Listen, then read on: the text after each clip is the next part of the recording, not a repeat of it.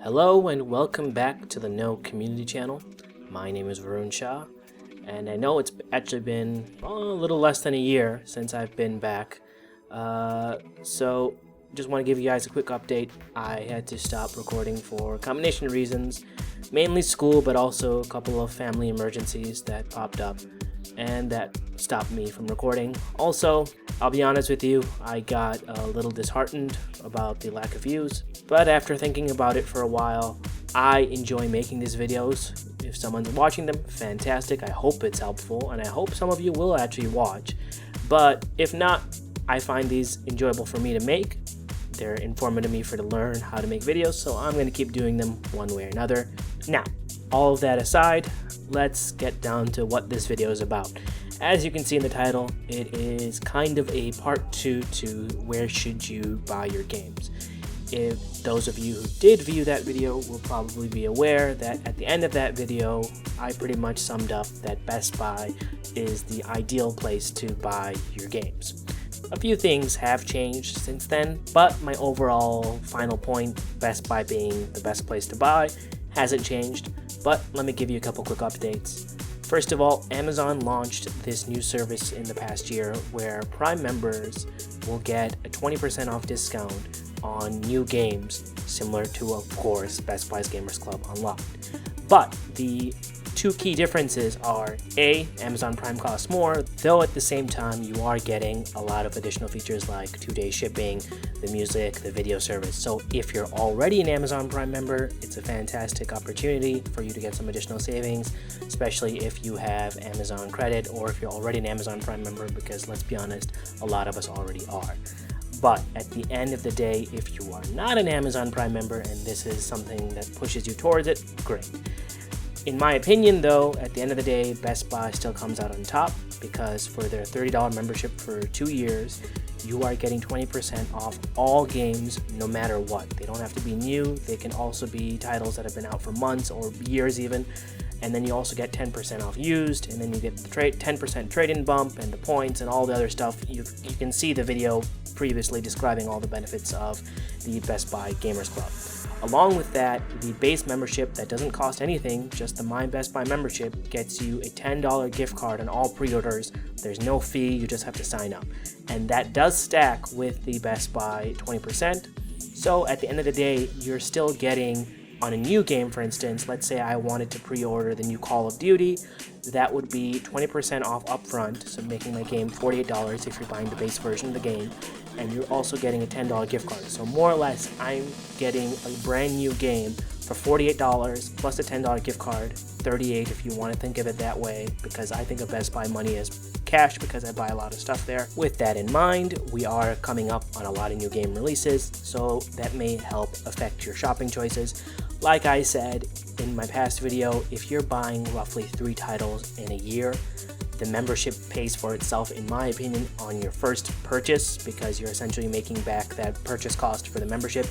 Every game you get afterwards is just an additional savings. So while I think the Amazon service is great, the game discount is great, there's nothing really distinguishing itself unless they have another pre-order DLC, which, if you know, I'm not a fan of because it forces people to pick a location and pick DLC rather than just buy the game from the place that has the best price, but that's kind of annoying.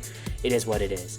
GameStop hasn't changed much, Target hasn't changed anything, so at the end of the day, Amazon has this new 20%, that's the new promotion, and that's great, but it's not enough to get me to switch my orders over to them. Now, with that all being said, I felt like sharing a quick story for you guys. So I'm going to take you guys back to 2014. Everybody was excited for Destiny, myself included, and I had just played the beta.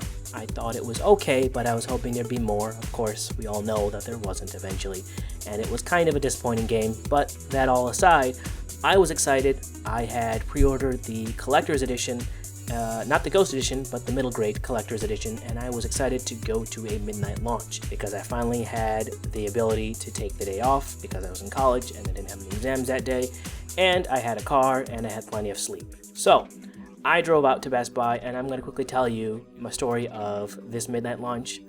I thought it was kind of funny, and I thought it might help illustrate why I think Best Buy is the best place to buy. So let's start out. Again, it's midnight. It's Monday night, September 8, 2014.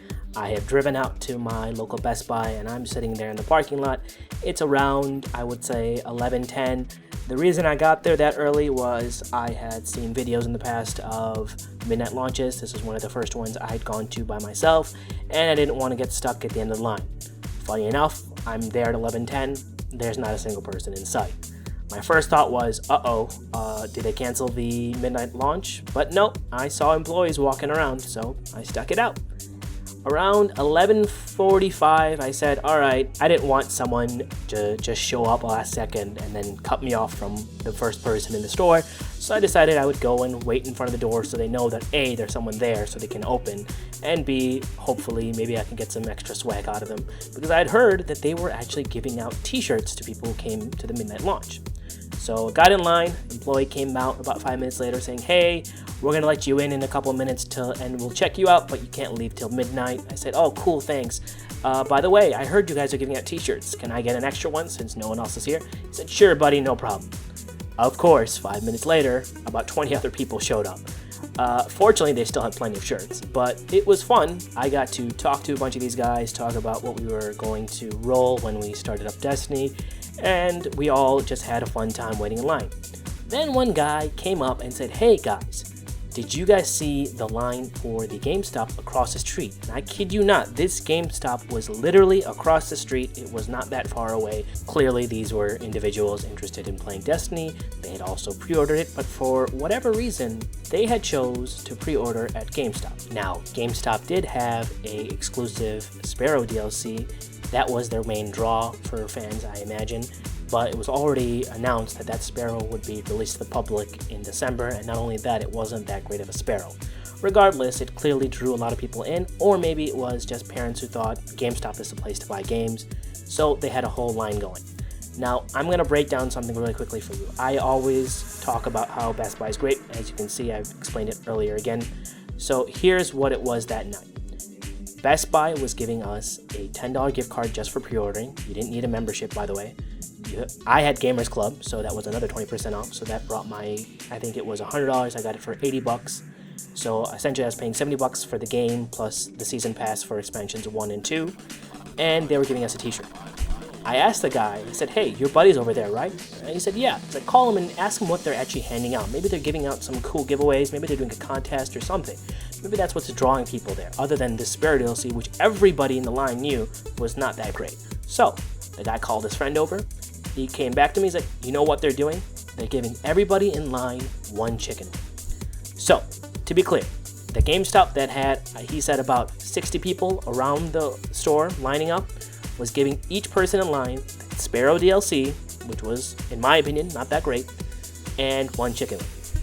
As a trade-off, I got a t-shirt and a $10 gift card, plus I saved the 20% that I keep bragging about. I don't understand why a similar line, or even half that line, wasn't at Best Buy. And at the end of the day, I think what the issue is Best Buy doesn't know how to advertise what they're giving away. I had to find out about the t-shirt when I looked in their weekly ad. They weren't tweeting about it. Bungie wasn't talking about it. Bungie kept pushing the Sparrow, I'm guessing because they had some kind of deal with GameStop. But it was kind of sad to see that Best Buy was offering the better deal than any of the competitors, and yet they were getting a fraction of the audience to come and buy their game. At the end of the day, I had a blast. I went and grabbed my shirts. He even gave me the extra one that he promised. Drove home, played it, and of course I beat the Destiny campaign and was disappointed, but I still found a level of satisfaction knowing that I got my $10 and my shirt. So at the end of the day, I was happy. I thought it was kind of funny. It's a funny story I tell people when we talk about midnight launches and games. And I hope you found that kind of interesting too. I want to thank you guys for watching. I'm going to take a couple quick seconds to explain the content plan moving forward. I am planning to start up Deals of the Week again this following Monday. I actually was going to start this week, but unfortunately I needed to get my system running again because Windows 10 kind of deleted Adobe Premiere. So I had to get that all working up and running again. I got that up. as you can see because you're watching this video. And I'm also thinking I will continue these kind of, I want to call them open thought videos on Fridays. There won't always be a tip or something. Sometimes it may just be me sharing a story or something that I thought was kind of neat. I want to thank you again for watching. You guys who are still here watching, thanks. If you're new, I would love it if you would check out some of my previous videos. Thank you and have a fantastic day.